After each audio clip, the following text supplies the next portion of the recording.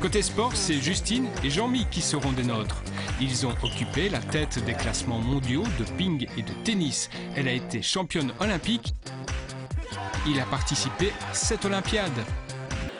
Et on se trouve à présent, Gérald, au cœur du musée Bellevue, où les invités continuent à arriver. Ils sont très nombreux et on a la chance d'en avoir deux à côté de nous.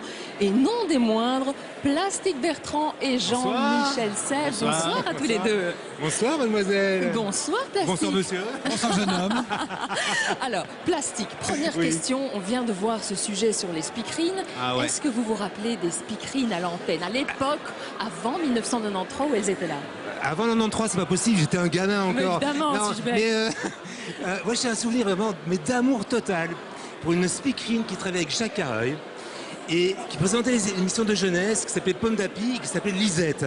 Ah. Elle était juste sublime, c'était l'amour, je voulais l'épouser, je pensais qu'à elle toute la journée. Mais ça, j'étais vraiment très petit.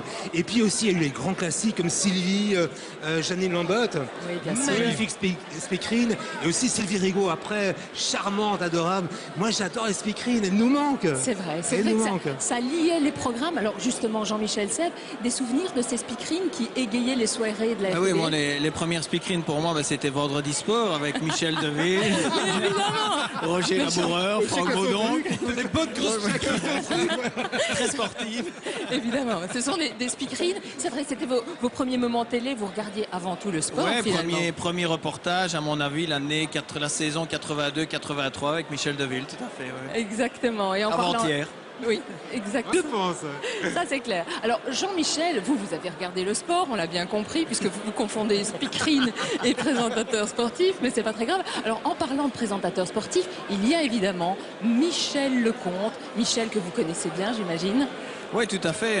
On a d'ailleurs fait une exhibition avec mon frère au tout début de notre carrière, où c'était Michel qui était l'arbitre.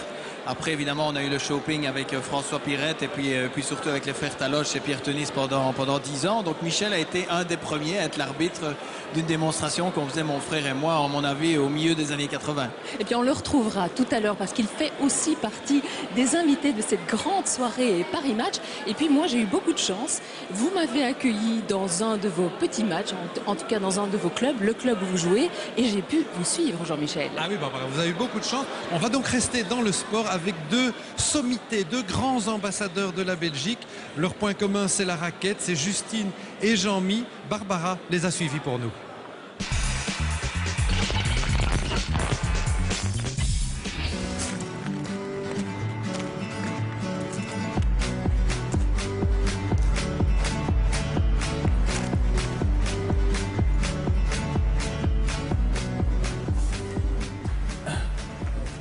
Alors, Jean-Mi, bienvenue chez vous. C'est ici, c'est Merci. votre nouveau club. Oui, le JO d'Ergem, c'est la deuxième saison. Donc voilà, on a remporté l'année passée la Coupe et le championnat, doublé. Donc c'est la première fois que le club remporte un trophée au niveau national depuis 35 ans. Donc c'est un bon endroit pour parler de vos souvenirs télé. On y va? Ok.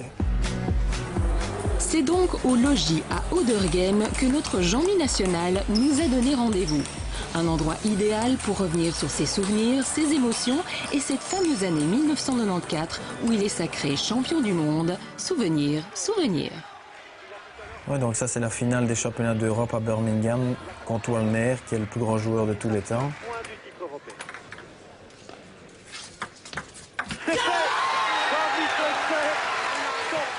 Et donc, en fait, j'étais numéro 1 mondial depuis un mois. J'avais remporté le top 12 européen face à Walmer. Mais bon, championnat d'Europe, c'est quand même encore forcément autre chose. Qu'est-ce que vous ressentez là? Sentiment, oui, de fierté par rapport aux résultats. Je pense qu'avec le recul, maintenant, je me rends encore plus compte de ce que j'ai fait et d'avoir obtenu, d'avoir été le premier joueur de la planète. C'est assez dingue quand on voit que c'est un sport, une discipline qui est dominée par les Chinois, dont c'est le sport national.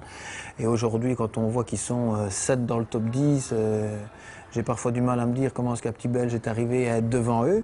2 victoires, 2 personnalités et une certaine manière de faire face à la médiatisation, pas toujours facile à gérer. Je pense que j'ai eu la chance dans ma carrière que c'est arrivé petit à petit et crescendo. En 84, j'étais champion d'Europe cadet. En 85, numéro 1 belge. Et puis, il y a eu petit à petit les premières retransmissions à la télévision qui ont vraiment été très importantes pour le tennis de table et pour moi. Les gens ont pu suivre mon parcours, ma manière de m'exprimer, ma manière de jouer, la manière de remonter mon short, la manière de crier entre chaque point. Je pense qu'il y avait une communion très très forte entre moi et le public et ça j'aimais bien et j'aime toujours bien. Jean-Mi est toujours actif sur le circuit et reste numéro 1 en Belgique. Ce qui ne les empêche pas ni l'un ni l'autre de vivre d'autres expériences plus originales. En fait, au départ, on m'a proposé de passer, si je ne m'abuse, sur une chaîne concurrente pour faire un karaoké. Que je n'aime pas de faire de karaoké et aller chanter, je n'aimais pas de faire ça. Et j'étais à table avec des copains quand j'ai reçu le coup de fil et qui me dit ouais, tu ne veux pas faire ça, mais c'est pas ça qu'il faut faire. Faut faire un disque. J'ai dit, un disque, je dis, t'es fou ou quoi? Je vais pas commencer à chanter. Si, mais tout le monde chante et ceux qui ne sont pas chanteurs ou qui n'ont pas une belle voix, ils font ça en playback. Je rentrerai demain pour te prendre la main, courir encore. Et puis alors je me suis donc retrouvé à tour de chance et j'ai assumé et je dois toujours assumer et en fait je regrette pas du tout. J'ai bien aimé ce moment-là, voilà. Une chose est sûre, Juju et Jean-Mi nous ont fait rêver pour toujours.